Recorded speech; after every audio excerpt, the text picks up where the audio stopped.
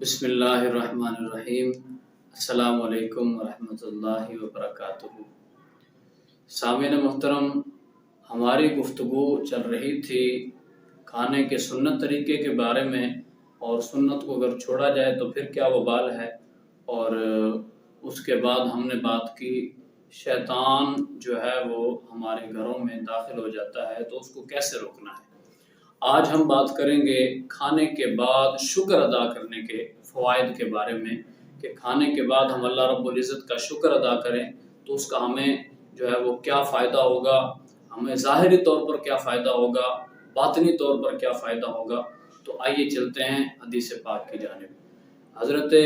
سیدنا معاذ بن انس رضی اللہ تعالیٰ عنہ حدیث پاک کے راوی ہیں۔ یہ فرماتے ہیں کہ قال رسول اللہ صلی اللہ تعالی علیہ وسلم، کہ بے شک نبی پاک علیہ الصلوۃ والسلام نے ارشاد فرمایا، من اکل طعاما، جس شخص نے کھانا کھایا۔ اب طعام کے اندر کھانا بھی آتا ہے۔ لفظ طعام جو عربی میں استعمال ہوتا ہے وہ اس معنی کے لیے استعمال ہوتا ہے کہ کھانا بھی اس میں شامل ہوتا ہے اور پینا بھی شامل ہوتا ہے۔ جو چیز بھی کھائی جائے اور جو چیز بھی پی جائے اس کو جو ہے وہ طعام کہا جاتا ہے۔ تو نبی پاک علیہ السلام نے فرمایا کہ جس شخص نے کھانا کھایا اور اس کے بعد یہ کہا فقال الحمدللہ الذی اطعمنی ھذا ورزقنیہ من غیر حول ولا قوۃ، نبی پاک علیہ السلام نے فرمایا کہ جو شخص یہ دعا پڑھ لیتا ہے کہ الحمدللہ الذی اطعمنی ھذا ورزقنیہ من غیر حول ولا قوۃ، تو اس کا کیا فائدہ ہوگا۔ نبی پاک علیہ السلام نے فرمایا غفر لہ ما تقدم من ذنبہ،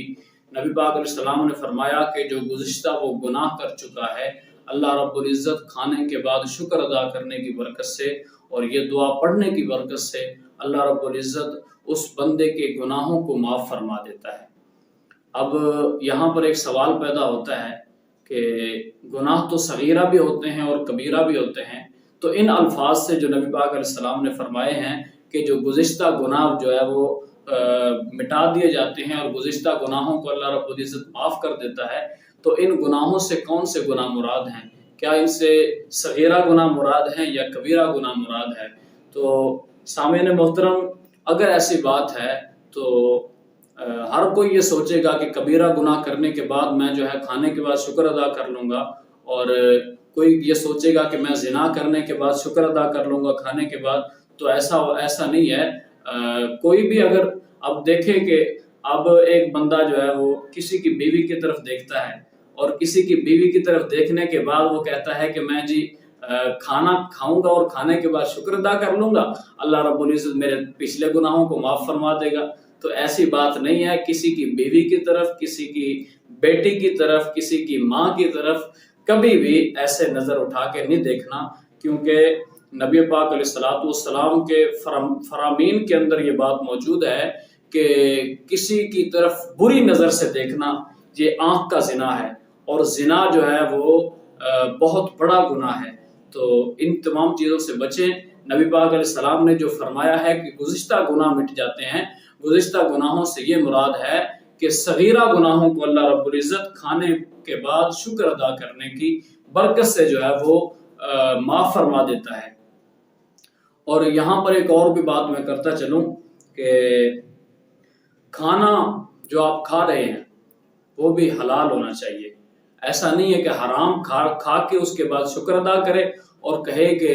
جو ہے وہ اللہ رب العزت میرے گناہوں کو معاف کر دے، ایسی بات بھی نہیں ہے۔ شکر ادا کرے، لیکن پہلے یہ شرط ہے کہ وہ کھانا بھی حلال ہو، طیب ہو، اور اس کے بعد اللہ رب العزت کا شکر ادا کرے۔ اللہ پاک کی بارگاہ میں دعا ہے خالق کائنات ہمیں پاکیزہ رزق، حلال رزق جو ہے وہ کمانے، اس کے بعد کھانے اور اپنا شکر ادا کرنے کی توفیق عطا فرمائے۔ اللہ پاک نے یہ فرمایا ہے کہ اگر تم شکر کرو گے، دیکھیں کہ رزق میں برکت کا ذریعہ بھی ہے۔ اللہ رب العزت کا شکر ادا کرنا رزق میں برکت کا ذریعہ کس طرح ہے؟ اللہ رب العزت نے قرآن پاک میں خود فرمایا ہے کہ لَإِن شَكَرْتُمْ لَأَزِيدَنَّكُمْ، اگر تم میرا شکر ادا کرو گے، ایسا نہیں ہے کہ رزق میں کمی ہو جائے گی، ایسا نہیں ہے، بلکہ لَأَزِيدَنَّكُمْ، اللہ پاک نے یہ صیغہ استعمال فرما کر بتا دیا، فرمایا کہ لَأَزِيدَنَّكُمْ، میں ضرور تمہیں زیادہ دوں گا۔ اب اللہ رب العزت کا شکر ادا کریں۔ لوگ کہتے ہیں، کچھ غریب ہوتے ہیں تو ان کو جو ہے نا وہ رزق کی تنگی ہوتی ہے، لیکن وہ پھر کہتے ہیں، ان سے پوچھا جائے کیا حال ہے، وہ کہتے ہیں بس گزارا چل رہا ہے۔ کسی سے پوچھا جائے کہ جی کیا حال ہے، اب گاڑیاں ہونے کے باوجود، اپنے جو ہے نا وہ جائیدادیں ہونے کے باوجود، یہ ساری آسائشیں ہونے کے باوجود وہ کہتے ہیں کہ جی بس گزارا چل رہا ہے، بس تنخواہ وہ پوری نہیں پڑتی۔ اب جس بندے کی 2 لاکھ روپے تنخواہ ہے، جس بندے کی 3 لاکھ 4 لاکھ روپے تنخواہ ہے، اگر وہ کسی کو کہے کہ میرا صرف گزارا چل رہا ہے، اور دوسری طرف ایک ایسا بندہ ہو کہ جس کی 30,000 روپے تنخواہ ہے، جس کی 20,000 روپے تنخواہ ہے، جس کی آج کے دور میں 25,000 روپے تنخواہ ہے، لیکن وہ ایسے ہاتھ بلند کر کے اللہ رب العزت کا شکر ادا کرے، اور اس کے جسم کا ہر حصہ اور اس کے خون کا ہر قطرہ یہ جو ہے نا دل سے گواہی دے رہا ہو کہ جناب اللہ رب العزت کا شکر ہے، اللہ رب العزت کا مجھ پر کرم ہے۔ اور ایک طرف وہ بندہ ہے کہ جس کی 3 لاکھ روپے تنخواہ ہے اور وہ یہ بات کر رہا ہے، تو اس کا موازنہ کرنا بہت ضروری ہے، اس کو سمجھنا بہت ضروری ہے کہ اللہ رب العزت نے آپ کو اتنا عطا کیا ہے، پھر بھی آپ ناشکری کر رہے ہیں، تو اللہ رب العزت نے شکر کا حکم دیا ہے۔ وَاشْكُرُوا نِعْمَتَ اللَّهِ، اللہ پاک نے قرآن پاک میں یہ بھی فرمایا ہے۔ تو رزق میں برکت کا ذریعہ ہے شکر ادا کرنا، اور شکر کے لیے اللہ رب العزت کے رسول صلی اللہ علیہ وسلم نے ہمیں یہ تعلیم دی ہے کہ آپ یہ دعا پڑھیں کہ الحمدللہ الذی اطعمنی ھذا ورزقنیہ من غیر حول